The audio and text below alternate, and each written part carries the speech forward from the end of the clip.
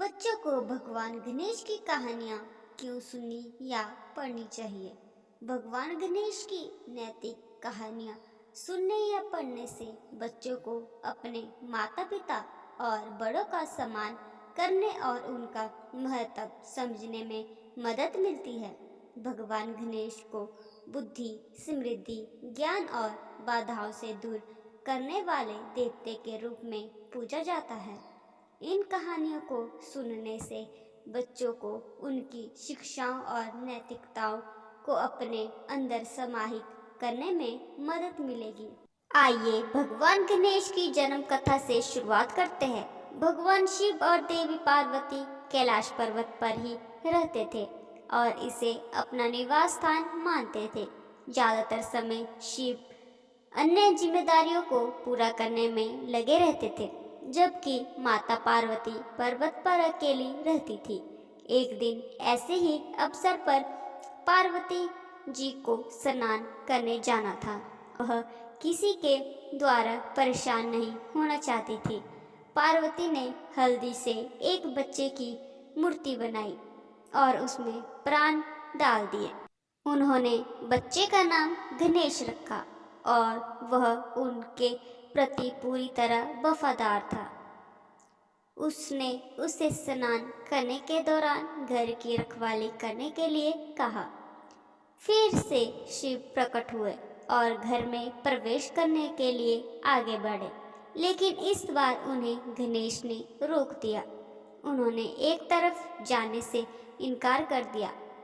शिव को नहीं पता था कि यह अज्ञात बच्चा कौन है, इसलिए उन्होंने अपनी सेना से बच्चे को नष्ट करने के लिए कहा। लेकिन गणेश के पास पार्वती द्वारा दी गई शक्तियाँ थी और उन्होंने शिव की सेना को हरा दिया। अपने अत्यधिक क्रोध के लिए जाने जाने वाले भगवान शिव ने अपने गुस्से पर नियंत्रण खो दिया और गणेश का सिर काट दिया। जब पार्वती बाहर निकली और उन्होंने अपनी रचना के मृत शरीर को देखा तो उनके क्रोध की सीमा न थी। वह शिव पर भड़क उठी और उन कार्यों के परिणाम स्वरूप पूरे ब्रह्मांड को नष्ट करने की धमकी दी। अब ब्रह्मांड ब्रह्मा, विष्णु और शिव की जिम्मेदारी थी। ब्रह्मा ने पार्वती के क्रोध को देखा और शिव की ओर से उनसे क्षमा मांगी। उन्हें ब्रह्मांड को नष्ट न करने की सलाह दी। पार्वती ने इस शर्त पर नरमी दिखाई कि गणेश को वापस जीवित किया जाए और उन्हें प्रथम देवता के रूप में पूजा जाए। शिव को भी अपने क्रोध में की गई गलती का एहसास हुआ और उन्होंने पार्वती से क्षमा मांगी। उन्होंने अपनी सेना को जंगल में जाने और पहले जानवर का सिर लाने की सलाह दी। संयोग से वे एक हाथी से मिले और उसका सिर लेकर वापस आ गए।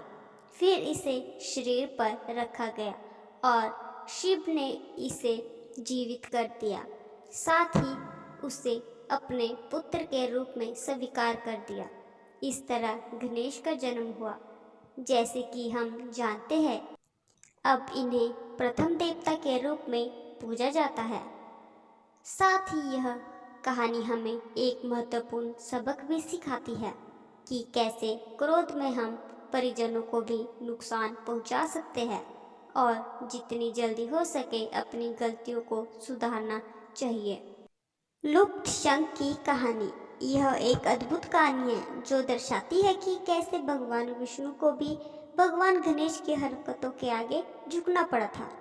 भगवान विष्णु के पास एक शंख था जिसे वे हमेशा अपने पास रखते थे। एक दिन उन्होंने देखा कि शंख गायब है और कहीं नहीं मिल रहा है। इससे वे बहुत नाराज हुए और उन्होंने अपनी सारी शक्ति शंख को ढूंढने में लगा दी। शंख की खोज जारी थी। तभी भगवान विष्णु को अचानक दूर से शंख की ध्वनि सुनाई देती है। उन्होंने उस दिशा में शंख की खोज शुरू कर दी और जल्द ही उन्हें एहसास हुआ कि यह ध्वनि कैलाश पर्वत से आ रही है। जब वह पर्वत पर पहुंचे तो उन्हें पता चला कि शंख भगवान गणेश जी ने ले लिया है और वह इसे बजाने में व्यस्त है। यह जानते हुए भी कि गणेश जी आसानी से नरम नहीं पड़ेंगे, उन्होंने शिव की तलाश की और उनसे गणेश से शंख वापस लौटाने का अनुरोध करने लगे। शिव ने कहा कि उनके पास भी गणेश की इच्छा पूरी करने की शक्ति नहीं है और उन्हें प्रसन्न करने का एकमात्र तरीका उनके लिए पूजा करना है। इसलिए भगवान विष्णु ने वैसे ही किया। उन्होंने पूजा के लिए सभी आवश्यकताएं की सामग्री तैयार की और मन ही मन गणेश जी का पूजन किया। यह देखकर गणेश जी बहुत प्रसन्न हुए और उन्होंने भगवान विष्णु का शंख उन्हें वापस कर दिया। यह कहानी गणेश और उनकी हरकतों के मज़ेदार पहलू को बहुत ही रोचक ढंग से उजागर करती है। इसके अलावा यह हमें विनम्रता के बारे में सिखाती है कि कैसे भगवान विष्णु जैसे महान भगवान ने गणेश की पूजा करने में संकोच नहीं किया। शिव के असफल युद्ध की कहानी। भगवान शिव और भगवान गणेश की कई कहानियां हैं। हालांकि यह कहानी पिता और पुत्र के रिश्ते से कहीं आगे जाकर एक बहुत ही महत्वपूर्ण सबक सिखाती है। जब हाथी का सिर प्राप्त हुआ और गणेश को वापस जीवित किया गया तो शिव जी ने पार्वती की इच्छा का ध्यान रखते हुए यह निर्णय बनाया कि कोई भी नया काम शुरू करने से पहले भगवान गणेश की पूजा करना और उनका आशीर्वाद लेना जरूरी है। हालांकि शिव भूल गए कि यह नियम उन पर भी लागू होता है। ऐसे ही एक मौके पर शिव राक्षसों से युद्ध करने के लिए निकल पड़े और अपनी सारी सेना को साथ लेकर चल पड़े। लेकिन युद्ध के लिए निकलने की जल्दी में वह पहले गणेश की पूजा करना भूल गए। इससे युद्ध के मैदान पर पहुंचने से पहले ही उन्हें कई परेशानियों का सामना करना पड़ा। युद्ध स्थल की ओर जाते समय युद्ध रथ का पहिया क्षतिग्रस्त हो गया और आगे की यात्रा रुक गई। यह शिव को दैवीय हस्तक्षेप जैसे लगा और उन्हें अचानक याद आया कि वह युद्ध के लिए निकलने से पहले गणेश जी की पूजा करना पूरी तरह से भूल गए हैं। अपनी सारी सेना को रोककर शिव ने वहीं गणेश जी की पूजा की व्यवस्था की और गणेश की पूजा करके अनुष्ठान पूरा किया। गणेश के आशीर्वाद से शिव आगे बढ़े और वह उनकी सेना राक्षसों को पूरी तरह हराने में सफल रहे।